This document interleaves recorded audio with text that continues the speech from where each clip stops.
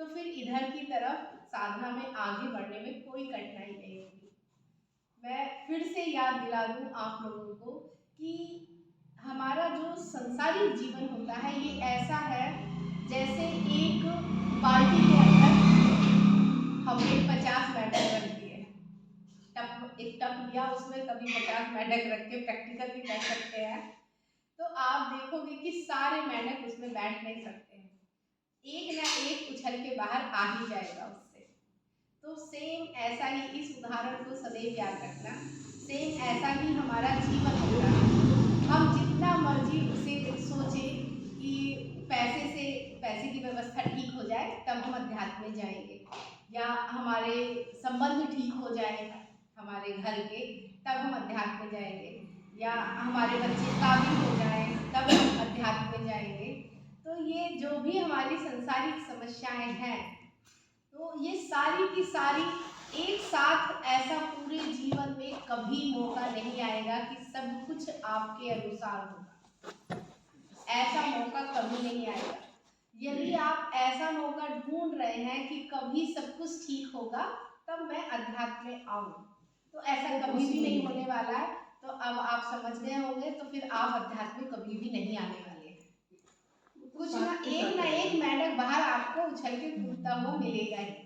एक को शांत करके बैठाएंगे, दूसरा बाहर निकल जाएगा, दूसरे को बैठाएंगे, तीसरा बाहर, मतलब एक ना एक समस्याएं सामने में हो। अब या तो अध्यात्म को छोड़ के पूरा संसार को ठीक करने में चले जाओ, वो तो होना है नहीं, क्योंकि वहाँ परिवर्तन है, वहाँ गति है, वहाँ आप एक चीज को ठीक करोगे दूसरी गड़बड़ हो जाएगी, और वो भी जिसे आप ये कह रहे हो कि ये गड़बड़ है, वो भी हो सकता है आपके अनुसार गड़बड़ हो, क्योंकि आप ये चाहते हैं ना कि मेरे अनुसार, क्या पता वो नजरिया तो हमारा है, बिल्कुल, क्या पता जो हो रहा है वो वास्तव में ठीक ही हो, लेकिन आपको वो गलत लग रहा है, आपको वो गड़बड़ लग रहा है। सही है, बिल्कुल बात है ना, तो हमारे नजरिए की ही प्रॉब्लम है। हाँ बिल्कुल, आप लोगों के खुद के नजरिए की ही प्रॉब्लम है।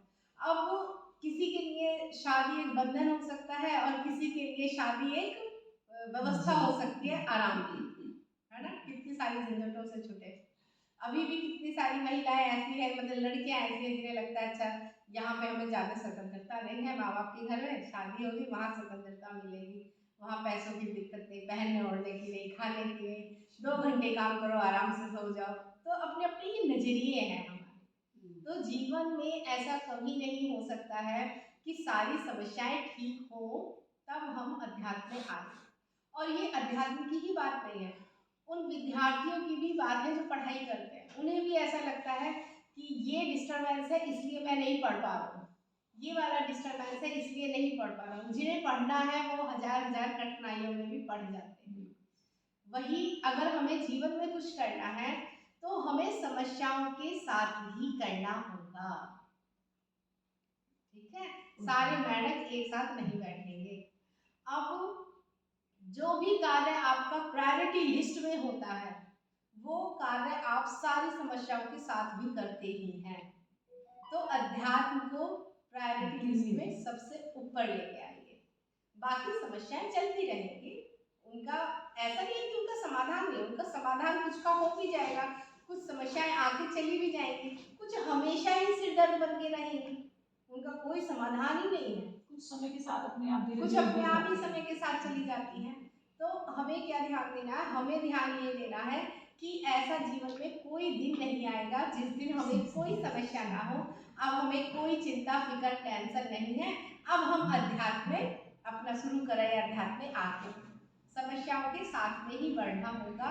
अगर समस्याएं नहीं होती तो कई बार हम लोग जागते भी नहीं, दुख भी तो हमें जगा के जाते हैं, जो दुख जितना बड़ा गहरा होता है वो हमें जगा के जाता है।